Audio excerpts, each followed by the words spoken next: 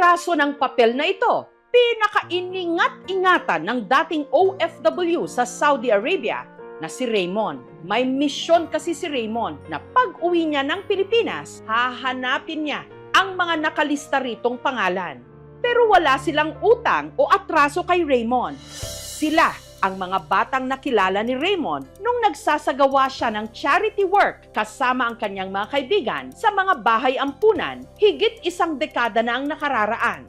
Yung mga pangalan na nandito is yun yung pinaka tumatak sa buhay ko at nagbigay aral sa akin. Sisikapin ko pong makita po sila ngayong taon. Pero sa lahat ng mga ito, ang isa raw sa pinakasabik niyang makita ang batang pang-5 sa listahan, si Adam. Every time na papasok ako sa gate, nakaabang lagi si Adam. Boy at brother, sana balik po kami. Nakangiti. Ngunit ang ampunan kung saan niya noon binibisita si Adam, sarado na. Sa pag-asang mahanap pa ito, nanawagan si Raymond sa social media. Hinahanap ko po ang batang nagngangalang Adam. Kung nakikilala niyo po siya, mangyari lamang po na i-message niyo po ako sa aking page. Meron kayang tumalima?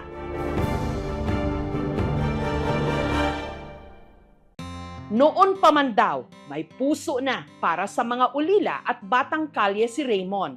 Kasi nung bata pa ako, hindi naman kami ganun kayaman. Tapos, meron ding time na nagtitinda ako sa kalye. May nagpapakain din po sa akin dati na willing silang magbigay.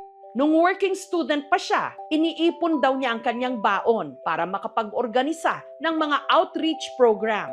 Pumunta po kami ng Paseco Tondo, nagpakain po kami doon tsaka nagbigay ng school supplies. Kapag may nagparamdam sa kanila ng pagmamahal, pwede nilang gawin din yun sa kapwa nila.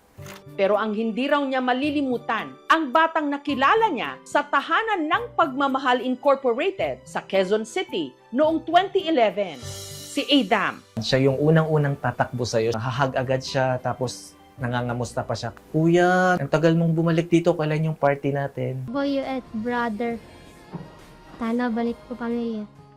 Kala natin may natutunan yung mga bata sa atin pero tayo pala minsan yung may matututunan sa kanila. Tinanong ko, ano bang gusto mong maging paglaki mo? Sabi niya, gusto ko pong makapagtapos ng pag-aaral. Darating po yung panahon na babalik ako sa kagaya nitong institusyon, tas tutulong naman ako. Yun, natandaan ko yun. Wala, natatouch talaga ako. Hanggang si Raymond nagdesisyong mag-abroad. Mahigit 1 taon bago umalis, nag-organisa pa raw siya ng Christmas party sa shelter. Sabi ko sa kanya, Adam, pagdating ng panahon, babalik ako, bibigyan kita ng malaking regalo. Kaso, unfortunately, nag-abroad. Hindi ko na alam yung naging storya niya. Sa Saudi, kung ano-anong trabaho raw ang pinasok ni Raymond. Yung huling trabaho ko po is head receptionist. Kala ko 2 years lang po ako. Hanggang sa nadire-diretso na. Habang nasa abroad, inilista niya ang mga batang hahanapin niya kapag siya'y makakauwi ng Pilipinas. Matapos ang mahigit 1 dekadang pagbabanat ng buto sa Saudi, na ipatayo ni Raymond ang kanyang dream house sa Pilipinas. Nakapag-ipon din siya. Kaya nito lang Disyembre, umuwi na siya. Una kong hinanap yung 2 bata na na-meet ko sa Binondo, Manila. Nabalikan ko rin siya noong January, nakita-kita kami. And then yung pangalawang storya naman is about kay Joshua and Benedict. Pumunta po ako ng Bicol para hanapin lang sila. Nag-reunion po kami after 14 years. Pero nangangamba si Raymond na baka malabo na niyang makita ang batang pinakamalapit sa kanya, ang pang-5 sa kanyang listahan, si Adam. Nung bumalik nga ako doon, sarado na yung bahay. Wala na sila Adam. Hanggang nag-post siya ng kanyang panawagan sa social media. Ang post ni Raymond nag-viral at ng araw ring yon, may tumalima sa kanyang panawagan. Namukaan agad siya kahit 15 years na. Yung mga classmate niya, nag-message sa akin na wala na po siya sa ampunan. Then pina-screenshot ko yung picture niya. Then sabi ko, siya na to. Kasi may nunal siya. Kaya dali-dali, minessage ko siya sa Facebook niya. Ang minessage ni Raymond, si Adam de Guzman, 26 anyos na. Nag-work ako as purchasing officer sa Taguig for almost 3 years now. Nang dahil sa kanyang pagsisikap na iahon ni Adam sa hirap ang kanyang sarili, lalo't lumaki siyang ulila sa kanyang mga magulang. May kumupkup naman daw sa kanya, pero hindi raw naging maganda ang pagtrato sa kanya. Nakaranas kami ng pambubugbog, so tumakas kami. Hanggang nagpalaboy-laboy si Adam sa kalsada at nabagan siya pa. May bumisitang madre. Naghahanap siya ng mga batang kukunin para dalhin sa itatayong ampunan. Naalala ko kasi, gustong-gusto ko may bumibisita kasi hindi ko na-feel na ibang tao ako. Boy at brother. Sana balik po pamilya. Sa tulong ng shelter, nakapagtapos siya ng elementary. Nag-aral kami sa formal school. Naging malawak din naman yung mundo namin, hindi lang yung bahay ampunan. Doon, nakilala raw niya ang isang staff ng shelter na itinuring niyang ina, si Jenaline. Mahilig po siyang yumakap. Kaya siguro napalapit niya ang loob ko sa kanya. Dati kasi, tita yung tawag niya sa akin, naging mami na. Doon kami nagkaroon ng closeness. Kahit na sabi nating wala akong anak, siya yung binigay na blessing sa akin. Tunurong ko siya ng hindi iba. Si Adam, nagsikap at nakapagtapos ng high school.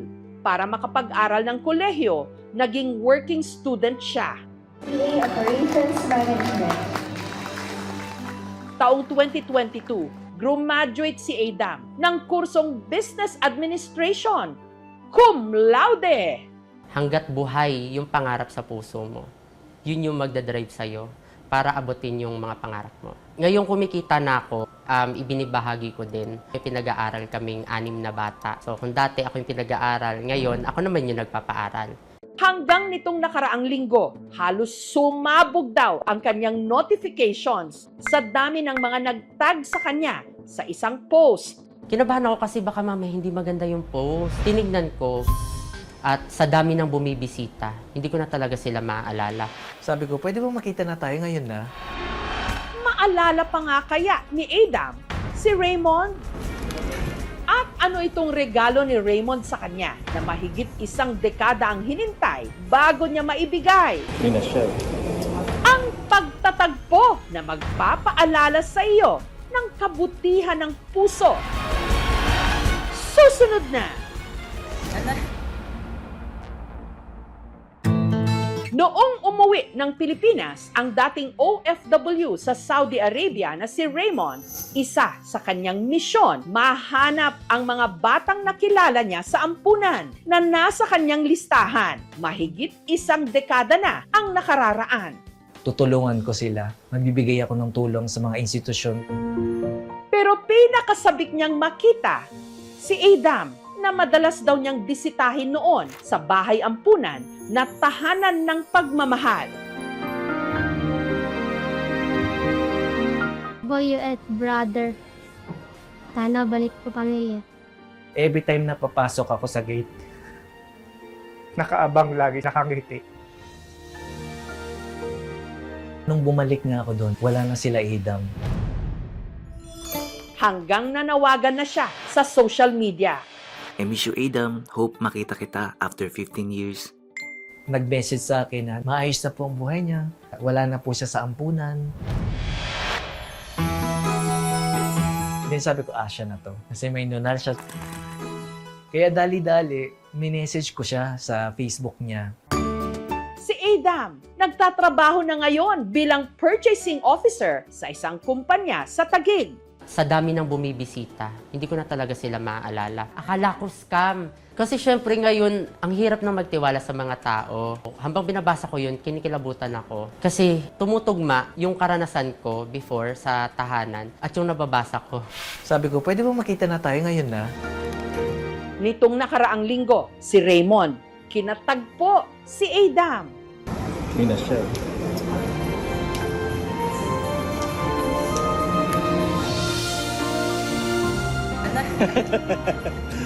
Ang laki mo na. Ang laki niya na. Yay! Nung nakita ko siya, gulat na gulat ako. Sobrang laki ng pagbabago. Magaling magsalita. Pala-smile pa din. At tinupad ni Raymond ang pangako niya kay Adam mahigit 1 dekada na ang nakararaan. Tinupad ko yung pangako ko, nabibigyan ko siya ng regalo. Masayang masaya ako sa naging part ng buhay niya. Naging maayos yung kapalaran para sa kanya. Gusto ko na rin makita kung ano yung nasa loob. Ito na siya, guys. Masayang masaya ako, Kuya Raymond. Thank you so much sa pagbigay sa akin nito. This is sentimental for me. Nitong nakaraang Sabado naman, nakipagkita si Raymond sa isa pa sa mga bata na nasa kanyang listahan, si Buboy, para mag-outing. Siyempre, kasama sa gala si Adam.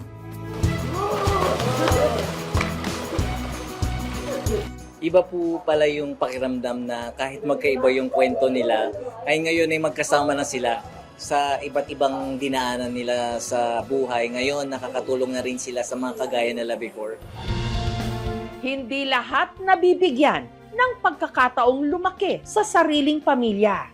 Pero minsan, may taong nakatakdang dumaan sa buhay mo na siya ring magpapabago ng iyong landas para muli kang maniwala na meron kang uuwian. Ang laki niya na! Yay!